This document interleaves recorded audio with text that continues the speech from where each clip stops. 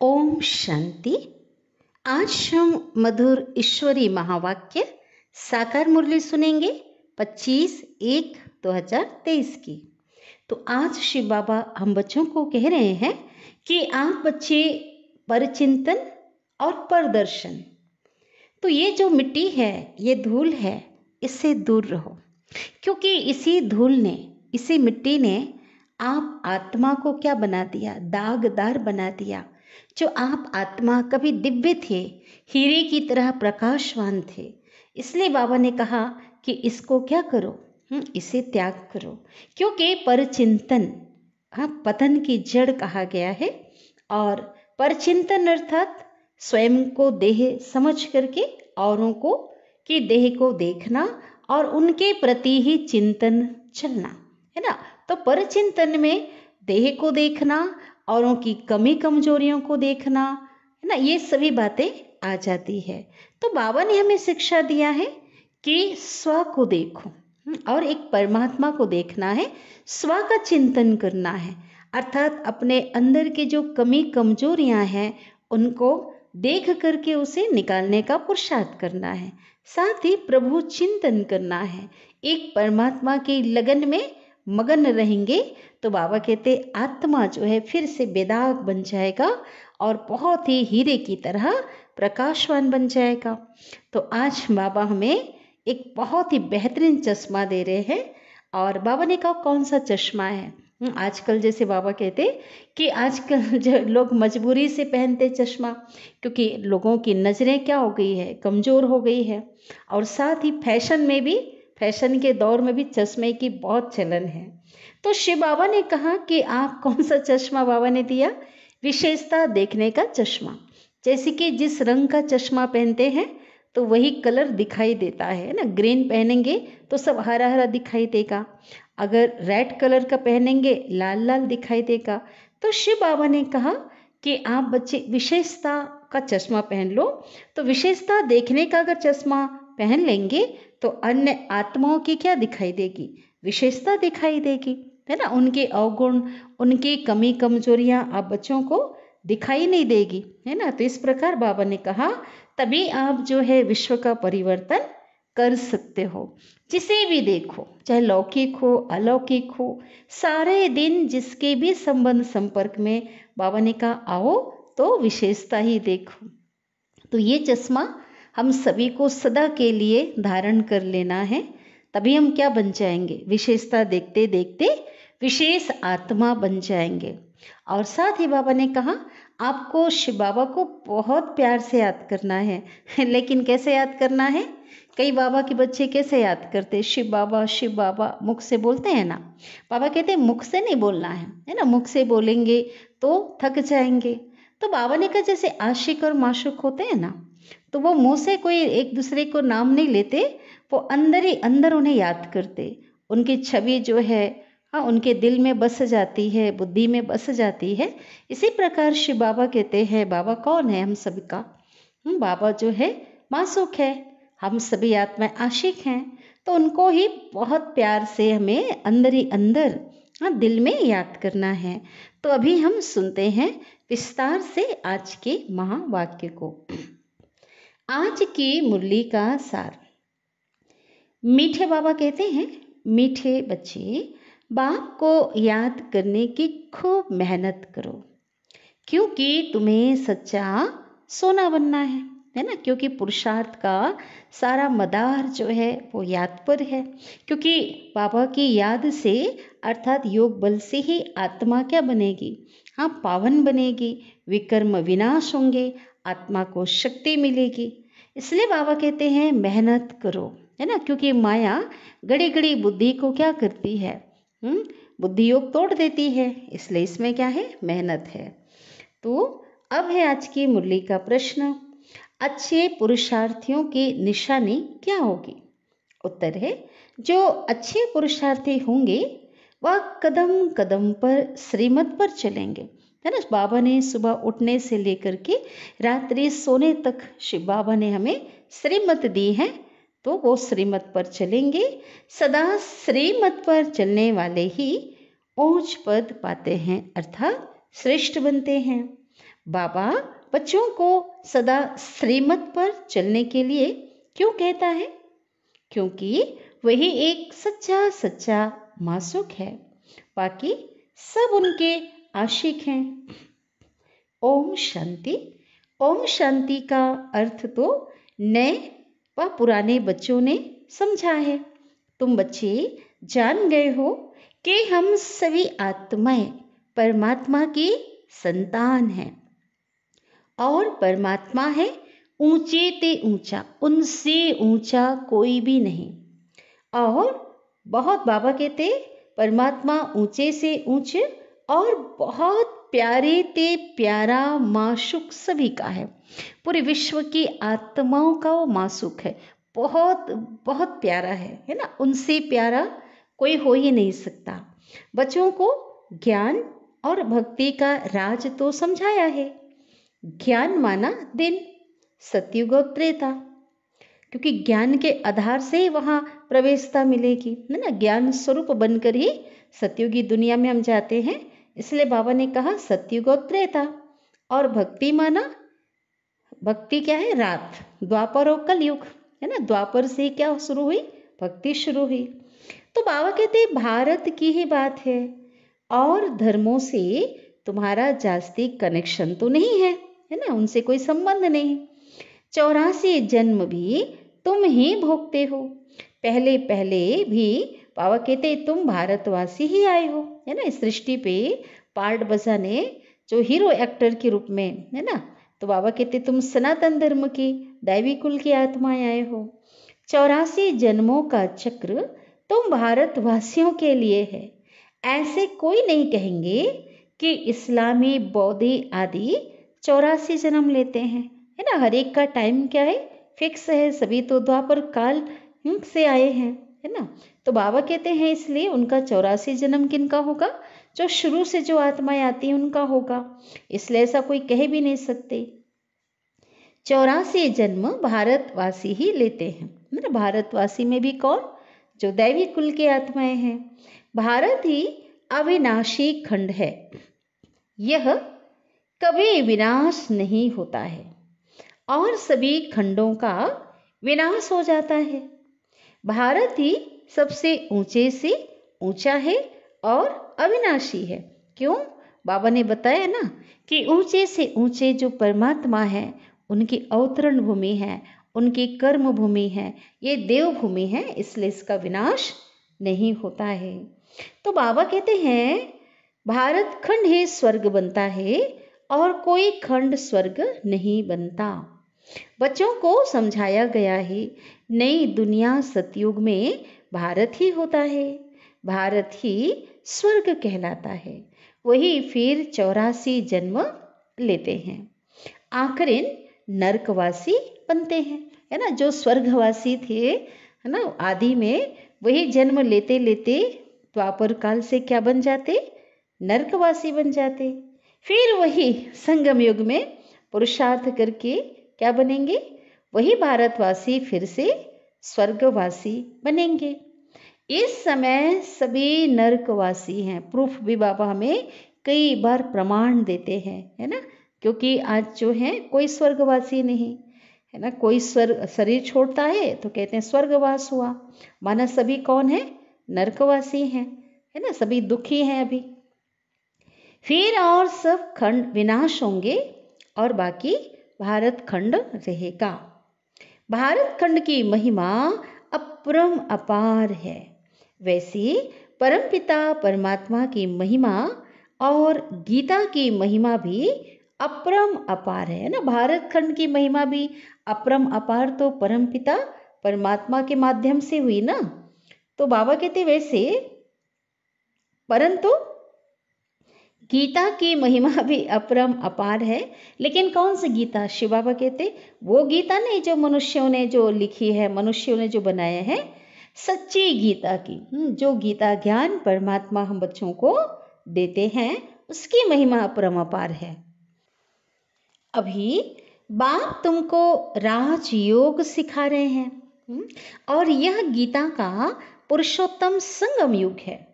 भारत ही फिर पुरुषोत्तम बनने का है। माना भारतवासी क्या बनेंगे? पुरुषोत्तम, है ना, पुरुषोत्तम बनेंगे, पुरुषों में उत्तम अर्थात देवतुल्य बनेंगे। अभी वह आदि सनातन देवी देवता धर्म नहीं है और राज्य भी नहीं है, वो तो युग भी नहीं है ना। अभी तो कलयुग आ गया और राज्य कब था देवताओं का? वो तो सतयुग में था।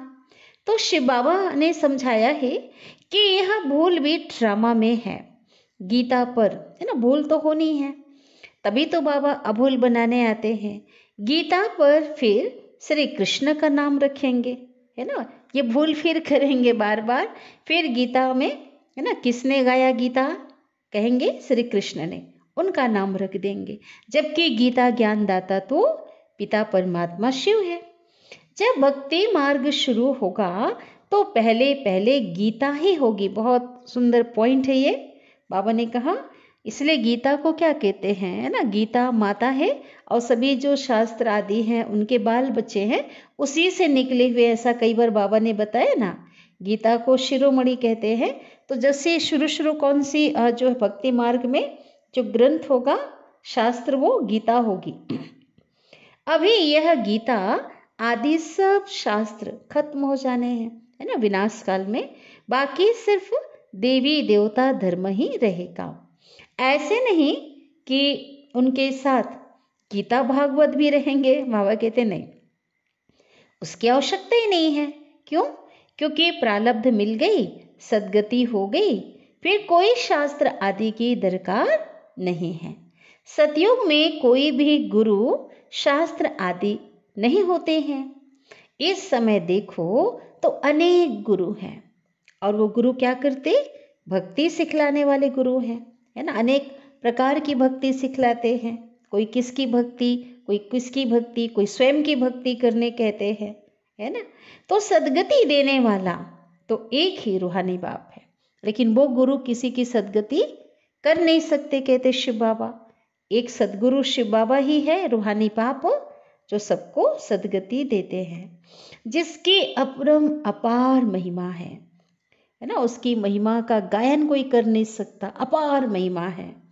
उसे ही वर्ल्ड ऑलमाइटी अथॉरिटी कहा जाता है, विश्व का सर्वशक्तिमान अधिकारी। पावर, जो सुपर पावर है, वो परमात्मा है।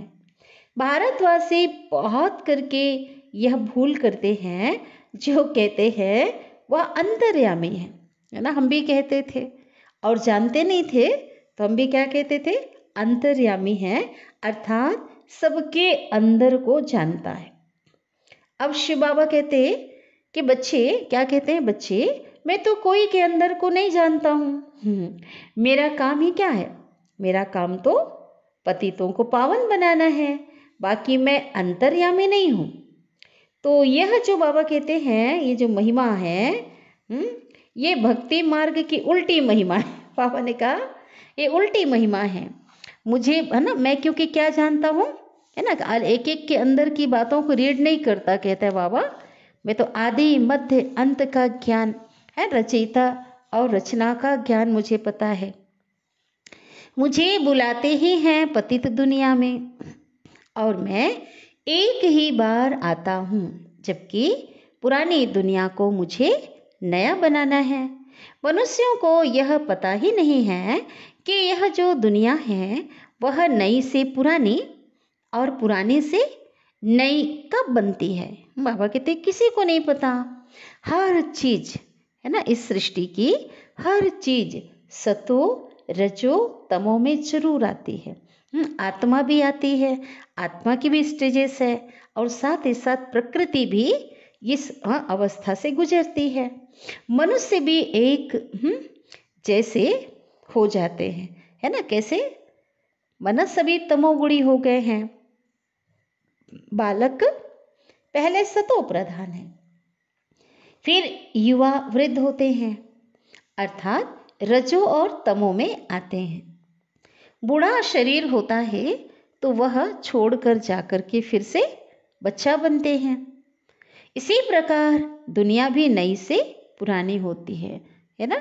छोटा बच्चा जिस प्रकार उसकी जो अवस्था है, हाँ, एज है, ऐसे दुनिया की भी क्या होती है? दुनिया भी इन अवस्थाओं से गुजरती है। बच्चे जानते हैं नई दुनिया में, है ना, भारत कितना ऊंच था, है ना, स्वर्ग कहलाता था, सतयुग कहलाता था। भारत की महिमा अपरम अपार है। इतना धनवान, सुखी, पवित्र और कोई भी विश्व का बाबा कहते दूसरा खंड नहीं है जितना कि भारत खंड है। अब सतो प्रधान दुनिया स्थापन हो रही है। त्रिमूर्ति में भी ब्रह्मा, विष्णु और शंकर को दिखाया है। उनका अर्थ कोई समझते नहीं है ना। वास्तव में कहना चाहिए त्रिमूर्ति शिव, ना कि ब्रह्मा, है ना। क्या अर्थ है इनका कि परमपिता परमात्मा इन तीनों देवताओं की सूक्ष्म रचना रच करके इनके द्वारा 3 कर्तव्य कराते हैं। उनका अर्थ कोई नहीं समझते हैं। ब्रह्मा, विष्णु, शंकर को क्रिएट किसने किया? आखिर इनको रचा किसने? ऊंचे ते ऊंचा शिव बाबा है। कहते हैं ब्रह्मा देवताए नमः, है ना। सभी को क्या कहते हैं? जो रचना है ब्रह्मा विष्णु महेश, उनके अगर महिमा भी गाएंगे ना तो देवता शब्द लगाते हैं। ब्रह्मा देवताए नमः, विष्णु देवताए नमः, शंकर देवताए नमः। लेकिन शिव के लिए ऐसा नहीं कहते। शिव के लिए कहते हैं शिव परमात्माए नमः। तो बाबा कहते ये भी औरों को बहुत अच्छे से इस पे समझा सकते हो, क्योंकि शिव शंकर को एक मानते हैं ना, देवताओं को परमात्मा से मिला दिया है। तो बाबा कहते हैं बल्कि परमात्मा का दर्जा तो सबसे ऊंचा है। तो वह ऊंच हुआ ना, क्योंकि वह है रचयिता और ब्रह्मा विष्णु शंकर क्या है? रचना है। गाते भी है ना परम पिता परमात्मा ब्रह्मा द्वारा ब्राह्मणों की स्थापना करते हैं, रचना करते हैं। फिर परमात्मा बाप द्वारा वर्षा भी मिलता है। ब्रह्मा द्वारा ब्राह्मणों की स्थापना करते हैं। फिर शिव बाबा क्या देते अपने बच्चों को? वर्षा देते हैं।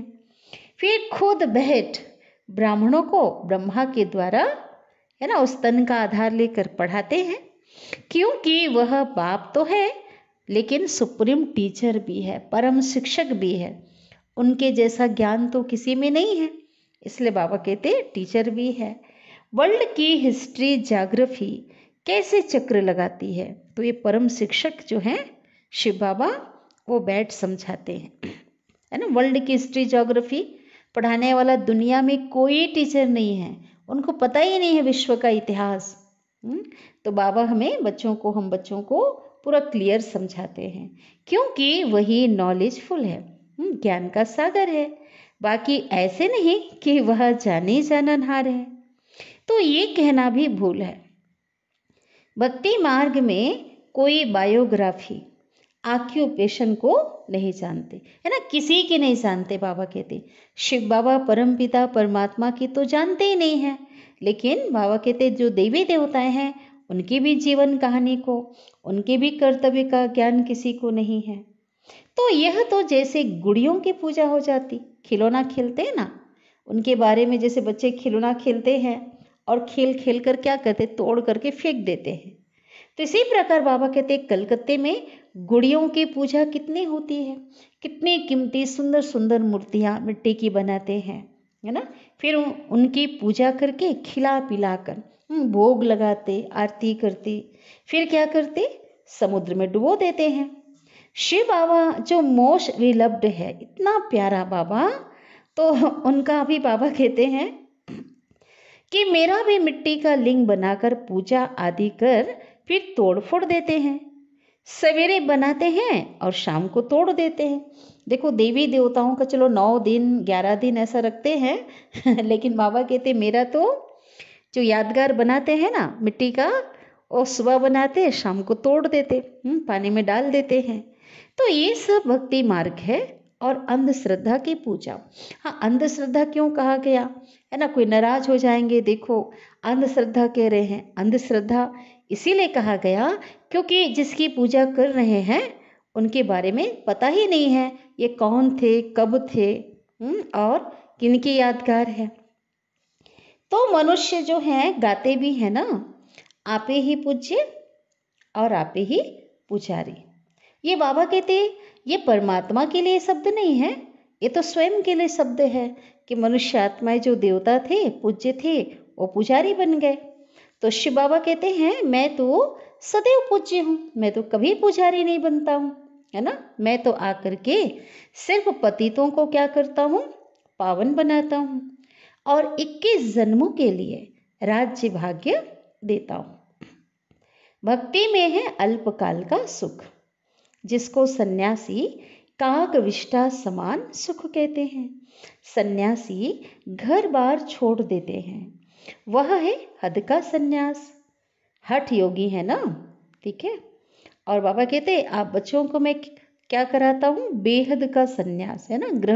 घर गृहस्थ में रहते हुए सबका संभाल करते हुए, तोड़ निभाते हुए विकारों का सन्यास करना बाबा कहते मैं सिखाता हूँ। तो भगवान को वो जानते ही नहीं है, ब्रह्म को याद करते, ब्रह्म अर्थात परम धाम जो है, घर है, उसको याद करते। अब ब्रह्म तो भगवान नहीं है, शिव बाबा कहते वो तो घर है, वो तो रहने का स्थान है। भगवान तो एक ही निराकार शिव है जो सर्व आत्माओं का पिता है। ब्रह्म है हम आत्माओं का रहने का स्थान। वह ब्रह्मांड स्वीट होम है ना, मना मीठा घर है। वहाँ से हम आत्माओं का रहने का घर, स्थायी घर है। और वहाँ से हम आत्माएं यहाँ पार्ट बजाने आती हैं। परमानेंट जो हमारा जो एड्रेस है, असली घर है, वो परम धाम है। और इस सृष्टि मंच पे हम क्या करते, पार्ट बजाने के लिए आते हैं, तो रंग मंच है। तो शिव बाबा कहते हैं आत्मा ही कहती है हम एक शरीर छोड़ दूसरा शरीर लेता हूँ। 84 जन्म भी भारतवासियों के ही हैं। जिन्होंने बहुत भक्ति की है वही फिर ज्ञान भी जास्ती उठाएंगे। तो शिव बाबा कहते हैं बच्चे गृहस्थ व्यवहार में भल रहो, परंतु श्रीमत पर चलो, है ना। बाबा ने एक हिसाब बताया कि जिन्होंने बहुत भक्ति की है, माना द्वापर काल के प्रारंभ से भक्त की है, भक्त पुराने भक्त हैं, तो उसी हिसाब से ज्ञान भी ज़्यादा उठाएंगे। तुम सब आत्माएं आशिक हो, परमात्मा एक परमात्मा माशूक के। द्वापर से लेकर तुम याद करते हो, गीत बनाए ना, हम तो तेरे आशिक हैं सदियों पुराने। उस मासूक के हम आशिक कब से हैं, सदियों पुराने। द्वापर काल से हम उन्हें याद कर रहे थे, पुकार रहे थे, उनके आने की राह देख रहे थे। तो दुख में आत्मा अपने पिता को, परमात्मा को याद करती है। और अभी तो है ही दुख, क्योंकि ये दुख धाम है। आत्माएं तो सभी असली शांति धाम के निवासी है, पीछे आई हैं सुख धाम में। फिर हमने 84 जन्म लिए हैं। तो हम सो हम का अर्थ भी समझाया है ना।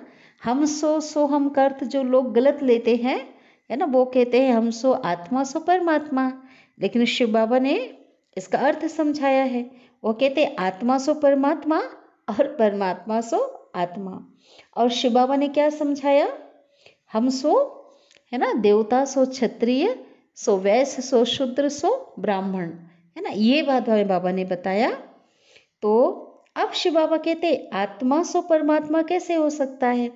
आत्मा तो परमात्मा की संतान है, परमात्मा तो पिता है, तो बच्चा ही होगा ना, पिता पिता होगा, रचयिता रचयिता है और रचना तो रचना है।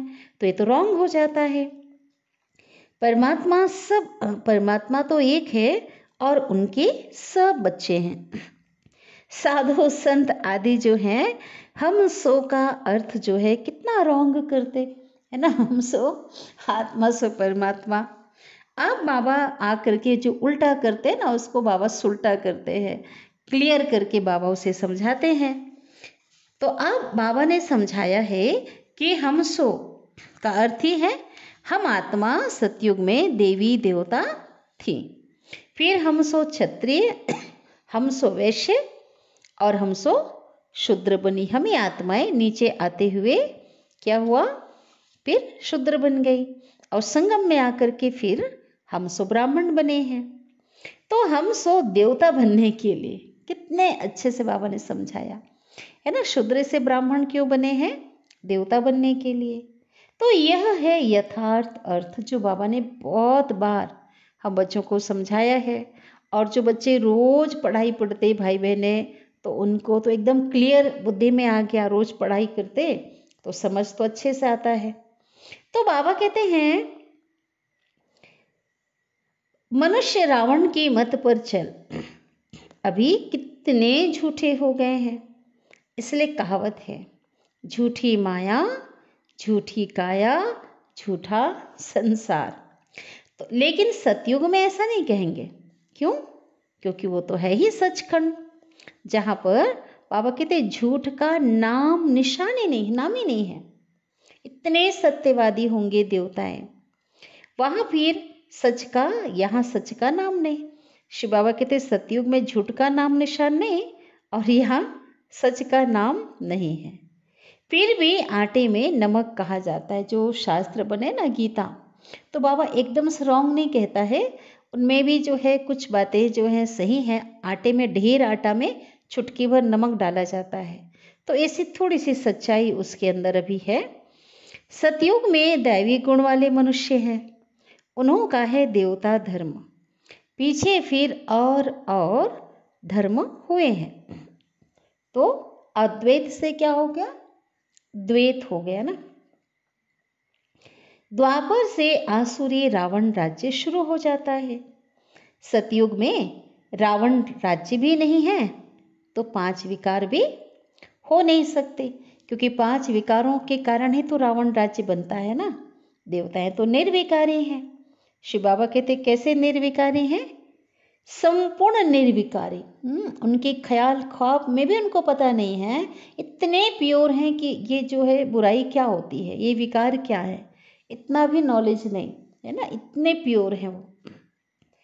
राम सीता को 14 कला संपूर्ण कहा जाता है। अब राम को बाण क्यों दिया है, यह कोई भी नहीं जानते। हिंसा की तो बात ही नहीं, क्यों दिए हैं?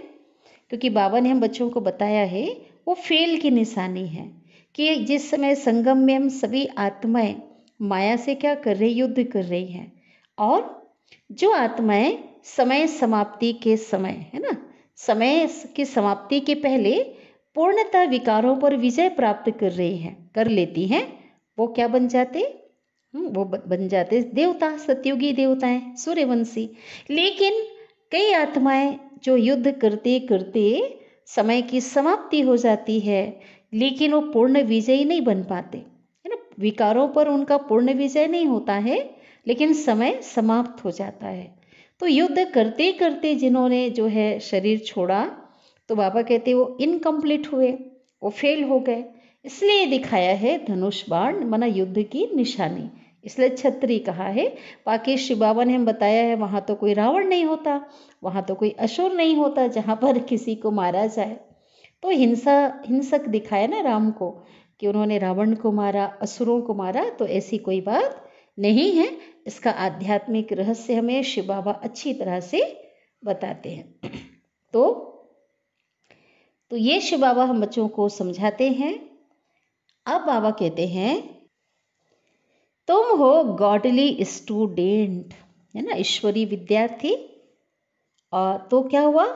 तो वो टीचर भी हुआ है ना। पिता तो है लेकिन स्टूडेंट है, तो क्या हुआ? वो टीचर हुआ। फिर तुम बच्चों की क्या करते बाबा? तुम बच्चों को सदगति देकर स्वर्ग में ले जाते हैं, तो इसलिए क्या हुआ? सदगुरु। वर्षा देते हैं, पालना करते तो पिता हो गए, और पढ़ाते हैं तो टीचर हो गए, और सदगति देकर स्वर्ग में ले जाते हैं तो सतगुरु हुआ। तो बाप, टीचर, गुरु तीनों ही हो गया शिव बाबा। और उनके तुम बच्चे बने हो तो तुमको कितनी खुशी होनी चाहिए। तुम बच्चे जानते हो अभी है रावण राज्य। रावण भारत का सबसे बड़ा दुश्मन है। यह नॉलेज भी तुम बच्चों को किससे मिली? शिव बाबा कहते ये नॉलेज, एक ज्ञान नॉलेजफुल बाप से मिली है। वह बाप ये ज्ञान का सागर, आनंद का सागर है। तो ज्ञान सागर शिव बाबा से तुम जो आत्माएं हो, वो कौन हो? बादल। तो बादल भर करके फिर जाए वर्षा करते हो, है ना। जैसे सागर से क्या होता है, पानी खींच करके जो बादल बनता है, और बादल वाष्प बन करके उड़ जाता, पानी बादल बन जाता, फिर बरस जाता है। तो शिव बाबा कहते हैं, बाबा हमें जो ज्ञान दे रहे हैं, उस ज्ञान को अपने अंदर समा कर भर करके हमें आत्माओं पर बरसना है। अर्थात उन्हें क्या करना है? ज्ञान दान देना है, उन्हें ज्ञान सुनाना है, वर्षा करना है। क्योंकि तुम हो ज्ञान गंगाएं, तुम्हारी ही महिमा है। बाकी पानी की गंगा में स्नान करने से पावन तो कोई नहीं बनता है। अगर ऐसा होता तो विशाल समुदाय आज पावन बन गया होता, लेकिन गंगा में नहाकर भी उनकी विकृति तो वैसी की वैसी रहती है। बाबा कहते है ना, विकार तो बढ़ते ही जा रहे हैं। तो आत्मा जो है पावन नहीं बनती, क्योंकि गंगा में स्नान किसको कराया जा रहा है? शरीर को। और शरीर जो है बाबा कहते शरीर का मैल धुलता है उससे, लेकिन आत्मा ने पाप किए ना, पाप आत्मा बनी है। तो बाबा कहते वो तो किससे बनेगी? ज्ञान गंगा से, योग बल से पावन बनेगी। मैले गंदे पानी में स्नान करने से भी समझते हैं हम पावन बन जाएंगे। कुंभ के मेले में जहाँ भी पानी कितना भी गंदा हो, उस स्थान का महत्व के कारण लोग ऐसा समझते हैं गंदे पानी में नहाकर कि हम पावन बन जाएंगे। अब झरने के पानी को भी बहुत महत्व देते हैं। अब ये तो सब है बाबा कहते भक्ति मार्ग। सतयुग त्रेता में भक्ति तो होती नहीं, वह है संपूर्ण निर्विकारी दुनिया। तो शिव बाबा कहते हैं बच्चे, मैं तुमको अभी पावन बनाने आया हूँ। यह एक जन्म मुझे याद करो और पावन बनो, तो तुम सतो प्रधान बन जाएंगे। मैं ही पतित पावन हूँ। जितना हो सके याद की यात्रा को बढ़ाओ, है ना, मुझे याद करो। अब बाबा कहते कैसे याद करना है? मुख से शिव बाबा नहीं कहना है। जैसे आशिक और माशुक, आशिक माशुक एक दो को याद करते हैं ना। एक बार देखा ना, लौकिक दुनिया में बाबा महिमा करते, हीर रांझा, लैला मजनू और जो हुए, तो बाबा ने कई बार कहते हैं ना बाबा कि उनका जो प्रेम होता है वो पवित्र प्यार है, वो विकारों के लिए नहीं होता। एक दो को देखकर खुश हो जाते, एक दो को बहुत याद करते हैं। तो ऐसे ही शिव बाबा कहते हैं तुम सभी आशिक हो और मैं माशूक हूँ। तो वो जो होते हैं ना, तो वो क्या करते हैं, एक बार देखा बस उनकी बुद्धि में उनकी याद रहेगी, बस जाती है।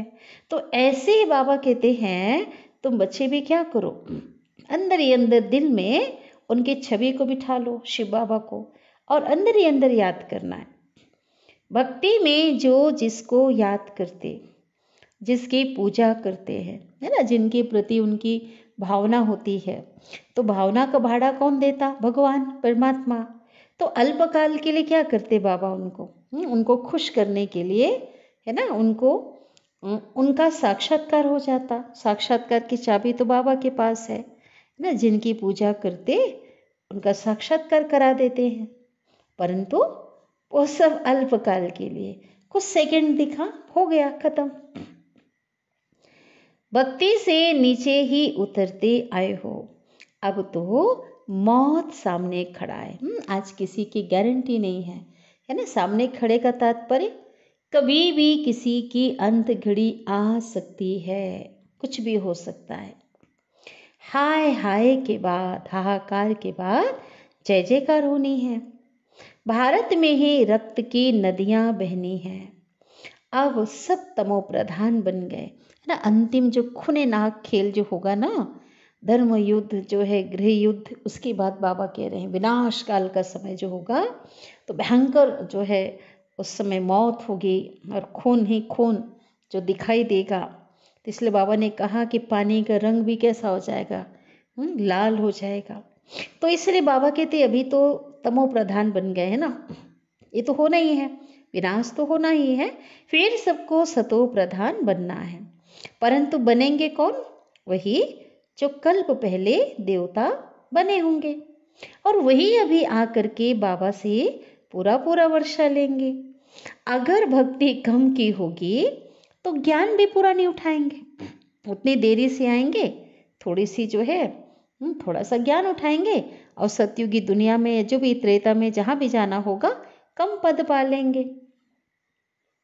प्रजा में भी जो पद होगा ना वो नंबरवार पद पाएंगे और अच्छे पुरुषार्थी जो होंगे ना वो कदम कदम पर श्रीमत पर चल करके अच्छा पद पाएंगे। तो बाबा कहते हैं आप बच्चों के मैनर्स भी क्या होने चाहिए, जो चरित्र है वो भी कैसा होना चाहिए, बहुत अच्छे होना चाहिए। दैवी गुण धारण करने हैं ना, वह फिर 21 जन्म चलेंगे। बाबा ने इस बात को अव्यक्त वाणी में भी, महावाक्य में, साकार मूल्य में कई बार बाबा ने क्लियर किया है कि ऐसा नहीं समझो कि वहीं जा कर के लक्षण आपे आप आ जाएंगे और वहाँ जाकर जब हम सतयुग में जाएंगे तो बाबा कहते नहीं, अभी ही प्रैक्टिकल में आप बच्चों को ऐसा योग्य बनना है, ऐसे देवताई संस्कार अभी ही धारण करना है। बाबा ने इसको बताया है, संगम युग में ही अपने आप को परिवर्तन करना है। फिर ये जो संस्कार अभी संगम युग में जो श्रेष्ठ संस्कार हम जो धारण करेंगे तो शिव बाबा कहते हैं वो 21 जन्म तक कायम रहेगी, 21 जन्म तक चलेगी। अब हैं सबके आसुरी गुण, क्योंकि पतित दुनिया है ना। तुम बच्चों को वर्ल्ड की हिस्ट्री, ज्योग्राफी भी, विश्व का इतिहास और भूगोल भी समझाया है। इस समय शिव बाबा कहते बच्चे याद की बहुत मेहनत करो तो तुम सच्चा सोना बन जाएंगे। सतयुग है गोल्डन एज, सच्चा सोना। फिर त्रेता में चांदी की अलाई पड़ती है तो कलाएं क्या हो जाती, कम होती जाती है। अब तो कोई कला नहीं है। जब ऐसी हालत हो जाती है तब शिव बाबा आते हैं, है ना। बाबा कहते एकदम जो आत्माएं हैं तमोगुणी बन जाती है, कलाहीन हो जाती हैं, तब शिव बाबा आते हैं। और यह ड्रामा में नोंद है। तुम एक्टर्स हो ना, तुम जानते हो हम यहाँ पार्ट बजाने आए हैं। पार्टधारी होकर अगर ड्रामा के आदि मध्य अंत को ना जाने तो उसको क्या कहेंगे फिर? बाबा कहते उनको तो फिर बेसमझ कहा जाएगा। तो शिव बाबा कहते हैं सभी कितना बेसमझ बन गए हैं, है ना। हम भी बेसमझ थे, कुछ भी हमें पता नहीं था, सब भूल गए थे। तो बाबा कहते हैं अब मैं तुमको समझदार हीरे जैसा बनाता हूँ। बेसमझ से क्या बनाया, ज्ञान देकर समझदार बनाया। तो मैं तुम्हें समझदार हीरे जैसा बनाता हूँ, फिर क्या होगा? बाबा कहते रावण फिर आकर अपना काम करेगा। रावण आकर के फिर कौड़ी जैसा बनाते हैं। अब इस पुरानी दुनिया का विनाश होना है। सबको मैं मच्छरों सदृश ले जाऊंगा। आत्माएं झुंड की झुंड उड़ेंगे ना परम धाम की ओर। तो बाबा कहते मच्छरों सदृश ले जाता हूँ। तुम्हारी एम ऑब्जेक्ट सामने खड़ी है। लक्ष्य कौन सा है? लक्ष्मी नारायण जैसा बनना। तो ऐसा बनना है ना, तब तुम स्वर्गवासी बनोगे। तुम भी के यह पुरुषार्थ कर रहे हो, परंतु मनुष्यों की बुद्धि तमो प्रधान होने के कारण यह भी समझते नहीं हैं कि इतने सब बीके हैं। धीर आज तो लाखों में है। ब्रह्मा कुमार कुमारियां हैं तो जरूर इनका प्रजापिता ब्रह्मा भी तो होगा, इनका पिता भी तो होगा। ब्राह्मण है चोटी, ब्राह्मण फिर देवता। चित्रों में ब्राह्मण क्या है? चोटी। तो चित्रों में ब्राह्मणों को और शिव को गुम कर दिया। कौन से चित्र में? विराट रूप में सभी वर्ण को दिखाया, लेकिन ब्राह्मण वर्ण और शिव बाबा को नहीं दिखाते। ब्राह्मण क्योंकि गुप्त हैं। ब्राह्मण अब भारत को स्वर्ग बना रहे हैं। अच्छा, शिव बाबा हमें बाप दादा याद प्यार दे रहे हैं। मीठे मीठे सिक्के दे बच्चों प्रति माता पिता बाप दादा का याद प्यार नंबरवार पुरुषार्थ अनुसार याद प्यार बाबा ने आज नंबरवार दिया। और गुड मॉर्निंग, रूहानी बाप के रूहानी बच्चों को नमस्ते। और हम रूहानी बच्चों की रूहानी माता पिता बाप दादा को याद प्यार, गुड मॉर्निंग और नमस्ते। शुक्रिया बाबा, शुक्रिया, आपका दिल से पद्मा पदम गुणा शुक्रिया। धारणा के लिए मुख्य सार, पहली पॉइंट, ज्ञान सागर से शिव बाबा से बादल भर ज्ञान वर्षा करनी है। जितना हो सके याद की यात्रा को बढ़ाना है। याद से ही सच्चा सोना बनना है। दूसरी पॉइंट, श्रीमत पर चल अच्छे मैनर्स और दैवी गुण धारण करने हैं। सचखंड में चलने के लिए बहुत बहुत सच्चा बनना है, बाबा के समान। सदगुरु शिव बाबा हम बच्चों को वरदान दे रहे हैं, विशेषता देखने का चश्मा पहन, संबंध संपर्क में आने वाले विश्व परिवर्तक भाव, है ना। कौन सा चश्मा बाबा दे रहे हैं? हाँ, कौन सा? विशेषता देखने का, है ना। तो विस्तार है, एक दो के साथ संबंध व संपर्क में आते हर एक की विशेषता को देखो। विशेषता देखने की ही दृष्टि धारण करो। जैसे आजकल का फैशन और मजबूरी दोनों क्या है? चश्मे की है। चलो किसी की नज़र कमज़ोर होती है ना, आजकल तो छोटे बच्चों को चश्मा लग गया, मजबूरी है ना, इसलिए चश्मा पहनते हैं। और फैशन का दौर है, उसमें भी चश्मे पहनते हैं। तो विशेषता देखने वाला चश्मा पहनो। बाबा ने हमें चश्मा दिया विशेषता देखने वाला। दूसरा, कुछ दिखाई ही ना दे। जैसे लाल चश्मा पहन लो तो लाल दिखाई देगा सब तरफ। हरा चश्मा पहन लो तो हरा भी, क्या बाबा कहते हैं, लाल चश्मा पहन लो तो हरा भी लाल दिखाई देता है। तो विशेषता के चश्मे द्वारा कीचड़ को ना देख कमल को देखने से विश्व परिवर्तन के विशेष कार्य के निमित्त बन जाएंगे। बहुत प्यारा वरदान। तो ये चश्मा संभाल कर रखना है और सदा पहने रहना है, इसको उतारना नहीं है।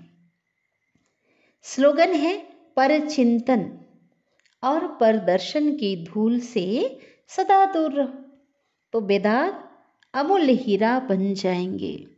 आज जो आत्मा हीरा है आज दागदार बन गया है ना। बाबा कहते आज जो हीरा, आत्मा रूपी हीरा, धूल मिट्टी में क्या हो गई है? छिप गई है। तो बाबा कहते क्यों ऐसा हुआ? आज देह भान में आकर के, स्वयं को देह भान में आकर के औरों को भी दैहिक दृष्टि से देखा, देह को देखा और उसके साथ ही क्या देखा? उनके अवगुणों को देखा, उनकी कमी कमजोरियों को देखा।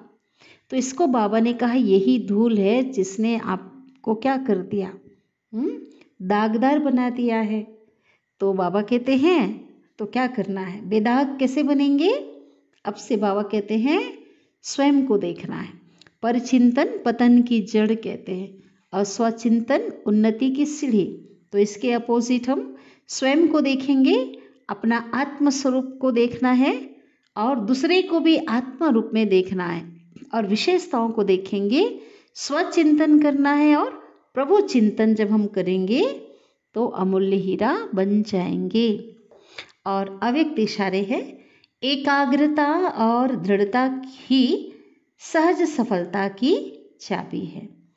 जहाँ अनेक श्रेष्ठ आत्माओं की एकाग्रता की शक्ति संगठित रूप में है, वहाँ श्रेष्ठता और स्पष्टता के साथ सफलता समाई हुई है ही।